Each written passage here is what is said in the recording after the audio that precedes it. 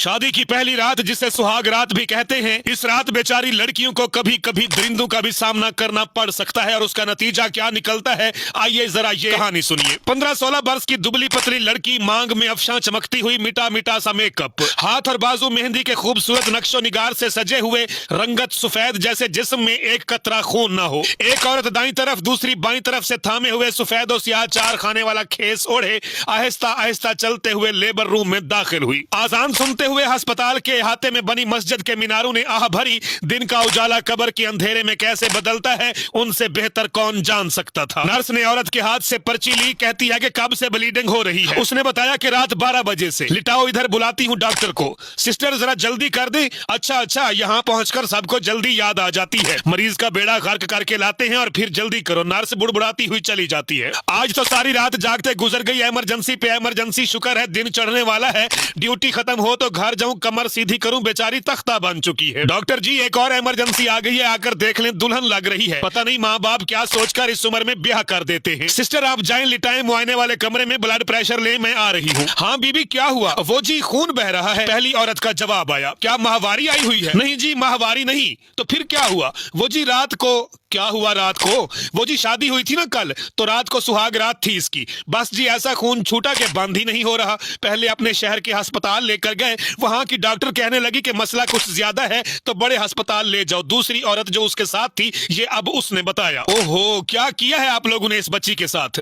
नन्ही सी दुल्हन की आंखें बंद थी, खेस हटाकर शलवार उतरवाई गई, जिसपे खून के बड़े बड़े धब्बे नजर आ रहे थे। टांगों के दरमियान रुई का पूरा बंडल मौजूद था, जो लहू में भीग कर सुर्ख हो चुका था। वेजाइना में ठोंसी गई जख्मों वाली पट्टी से भी खून टपक रहा था। जो ही डॉक्टर ने पट्टी निकाली, खून का जैसे फुआरा उबल पड़ा हो। डॉक्टर चीख उठी कि खून की 4 बोतलों का जल्दी जल्दी बंदोबस्त करो। बेहोशी वाले डॉक्टर को बुलाओ, सीनियर डॉक्टर को कॉल करो, लेबोरेटरी फोन करो, खून आने तक दोनों हाथों में ड्रिप लगाओ। जल्दी जल्दी जल्दी, हालत बहुत खराब है। वो जी हम जल्दी फारिग हो जाएंगे ना, दोपहर का वलीमा है हमारे घर में। हमारा सफर भी यहाँ से 2 घंटे का है। साथ आई हुई दोनों औरतों में से एक घबरा कर बोली। आगे से जवाब मिला कि बीबी खुदा का खौफ करो, कुछ शर्म करो, हया करो, वलीमा भाड़ में जाए तुम्हारा वलीमा। दुआ करो कि बेचारी ये मासूम बच जाए। सिस्टर जल्दी करें, फौरन ऑपरेशन थिएटर को बताएं। जी डॉक्टर साहबा। बेहोशी का डॉक्टर आ चुका था और लड़की की हालत देखकर फिक्रमंद था। मैडम नब्ज में जोर नहीं है, लगता है रुक रुक कर चल रही है। आप 6-8 बोतलों का बंदोबस्त तो करवाएं। डॉक्टर अमजद, आपको पता है कि लोग खून देने के नाम से ही भाग जाते हैं, ये सोचे बगैर कि अस्पताल वाले खून कहां से लाएं। नलके से तो आता नहीं कि जितनी चाहो बोतलें भर लो। जी ये तो है, न जाने लोग कब समझेंगे हमारी इस बात को। ऑपरेशन थिएटर की मेज पे बेहोश मरीजा के साथ 3 डॉक्टर सर धर की बाजी लगाए हुए थे, मगर ना खून रुकता था, ना विजाइना में आए जख्म का ऊपर वाला कोई सिरा दिखाई देता था। डॉक्टर महविश, जिस तरह खून खारिज हो रहा है, ऐसे लगता है कि कोई बहुत बड़ी रग फट गई है। जहां से टांका भरती हूँ वहीं से गोश्त फट जाता है, इतनी बुरी हालत है। मैम जगह भी तो इतनी तंग है और जख्म भी अंदर तक है। हाँ पता नहीं किस जंगली से पाला पड़ा है इस बेचारी का। अच्छा भाई, जख्म का ऊपर वाला हिस्सा नहीं पकड़ा जा रहा, वहीं से खून खारिज हो रहा है। चलो प्रोफेसर साहबा को कॉल करो कि फौरन पहुंचे। डॉक्टर महविश, 4 बोतलें खून की पंप कर चुका हूँ, प्लीज और खून का बंदोबस्त करवाएं। यह खून लगाने वाला परेशान होकर बोलता है। जाओ भाई, खून के लिए पर्ची बनाकर दो। ऑपरेशन थिएटर का दरवाजा खुला, जूनियर डॉक्टर ने हाथ में पकड़ी पर्ची देते हुए कहा कि 4 मजीद बोतलें। डॉक्टर साहब जरा जल्दी कर दें, हमारे वलीमे की देगें चढ़ चुकी हैं। घर पहुंचने में भी 2 घंटे लगेंगे, फिर कुछ तैयारी श्यारी भी तो करनी है। दुल्हन के बगैर तो वलीमा नहीं हो सकता ना हमारा। उफ, तुम लोग बहुत ही बेहिस लोग हो भाई। लड़की जिंदगी और मौत की जंग लड़ रही है और तुम लोगों को देगें याद आ रही हैं। डॉक्टर ने चीख कर जवाब दिया। जी डॉक्टर महविश, प्रोफेसर साहबा कह रही हैं कि विजाइना में पट्टी दबाकर रख दें, वो आ रही है। वो तो मैं रख चुकी हूँ पहले से ही। अब 20 मिनट के बाद बच्चे पता करो कि प्रोफेसर साहबा कहाँ है। उन्हें जल्दी से बताओ कि हालत मरीज की बहुत नाजुक है, जितना खून दे रहे हैं वो खारिज होता जा रहा है। मैडम कॉल किया है, वो ट्रैफिक में फंसी हुई है, 10 मिनट और लगेंगे। मैडम ब्लड बैंक ने 4 बोतल खून अपने पास से दिया है, बाकी 4 बोतलों में से 2 हाउस जॉब करने वाले डॉक्टर्स ने दी है और 2 मेडिकल स्टूडेंट्स ने। रिश्तेदार सुनते ही नहीं, जब भी खून का इंतजाम करने को कहते हैं। भाई ससुराल वालों को क्या हमदर्दी होगी इससे। कुछ घंटों पहले की दुल्हन, शौहर कहाँ है इसका? उसे बुलाओ जरा, उससे बातों में करूं। 25-26 वर्ष का मर्द सामने आता है। हाँ जी, क्या नाम है तुम्हारा? जी मेरा नाम असलम है। असलम, ये बताओ हुआ क्या था रात को? जी वो हाँ बताओ क्या हुआ था? वो जी वजीफा ज़ौजियत अदा किया था। और ये ब्लीडिंग, वो तो जी सुना है लड़की बाकरा हो तो होती ही है पहली रात को। उसने रोका नहीं तुम्हें? जी बहुत रोका, चीखी चिल्लाई, मगर मुझे सब दोस्तों ने कहा था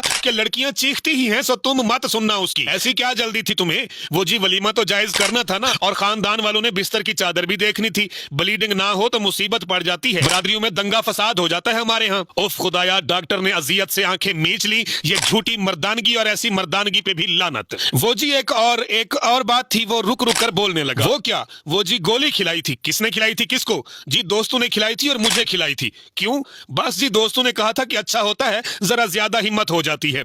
क्या नाम था गोली का? वो जी कुछ विया कुछ इस तरह का था। तुमने इसकी चीखो पुकार क्यों नहीं सुनी? जी वो मैं अपने बस में ही नहीं था। अच्छा जाओ खून का बंदोबस्त करो या फिर खुद दे दो। वो जी मेरा तो चलते हुए सांस फूलता है, कमजोरी हो जाती है, मैं नहीं दे सकता। प्रोफेसर साहबा हाँपती कांपती अंदर दाखिल होती है। एक तो सड़क पे गाड़ियों का रश, फिर कोई जगह भी नहीं देता। कोई सोचता ही नहीं कि कोई मरीज मुश्किल में हो सकता है। प्रोफेसर साहबा ने विजाइना के रास्ते कोशिश की कि खून निकलने वाली जगह पे टांके लगाए जा सके, लेकिन जख्म बहुत गहराई में था। ना हाथ पहुंचता था और ना औजार और खून था कि बहता चला जा रहा था। अब पेट खोलना पड़ेगा। ऊपर से कोशिश करते हैं। प्रोफेसर ने ऐलान किया कि रिश्तेदारों को जाकर बता दो। जो ही खबर बाहर पहुंची, खलबली मच गई। नहीं जी नहीं, हमने बड़ा ऑपरेशन नहीं करवाना। घर बरादरी से भरा पड़ा है, वलीमे का खाना दे रहे हैं हम और दुल्हा दुल्हन के बगैर। लड़की की हालत नाजुक है, पेट के रास्ते टांके ना लगाए तो मर जाएगी। सोच लें, डॉक्टर ने कहा। अच्छा तो फिर करें। हामी भर ली गई।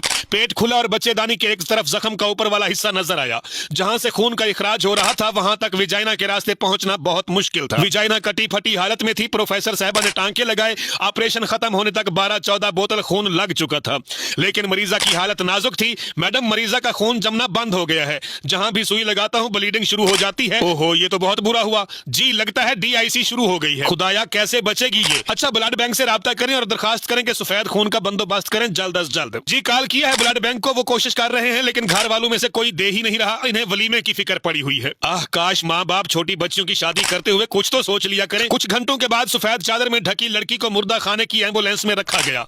कोहनियों तक मेहंदी वाले हाथ अतराफ में बेजान पड़े थे। मांग में अफशां भी चमक रही थी। नाज़रीन इकराम, ये मुकम्मल सच्चा वाकया आपको बताने की वजह सिर्फ और सिर्फ यही है कि कुछ लोग शादी की पहली रात, जिसे सुहाग रात कहा जाता है, उस रात बेचारी बच्चियों के ऊपर जानवरों की तरह बल्कि हैवानों और दरिंदों की तरह टूट पड़ते हैं। ये भी नहीं सोचते कि आखिर वो भी इंसान है। ऐसे कई वाकयात देखने को मिलते हैं और अगर कोई दोस्त ये कहे कि ये सब झूठ है, तो वो अपने किसी करीबी गायनी सेंटर पे जाकर पूछ लें, जिनका ये रोज का काम है और उन्हें रोज के इसी तरह के केसेस का सामना करना पड़ता है। मेरा पैगाम है, मोहब्बत जहां तक पहुंचे। काशी बलोच को इजाजत दीजिए। अल्लाह हाफिज। पाकिस्तान हमेशा जिंदाबाद।